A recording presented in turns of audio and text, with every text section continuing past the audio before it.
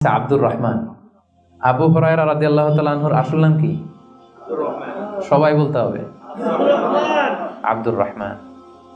তো উনি আবু হুরায়রা হলেন কি করে?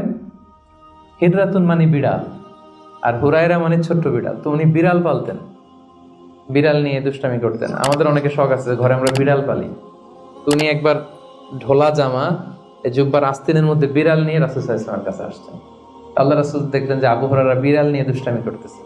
তো আল্লাহ রাসূল সাল্লাল্লাহু আলাইহি ওয়াসাল্লাম রসিকতা করে মজা করে ডাক দিলেন, ইয়া আবা হুরায়রা, এই বিড়ালের বাবা।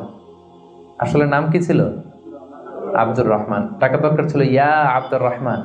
এটা না ডেকে রাসূল সাল্লাল্লাহু আলাইহি ওয়াসাল্লাম মজা করে বললেন, ইয়া আবা হুরায়রা, হে বিড়ালের বাবা। তো রাসূল সাল্লাল্লাহু আলাইহি ওয়াসাল্লাম কিন্তু এরকম মজা প্রায় করতেন, প্রায় সাহাবাদের মধ্যে তিনি মজা করতেন, রসিকতা করতেন। তবে এটা হালাল রসিকতা ছিল, হালাল এন্টারটেইনমেন্ট। রাসূল সাল্লাল্লাহু আলাইহি ওয়াসাল্লাম একটু রসিকতা করে বললেন, ইয়া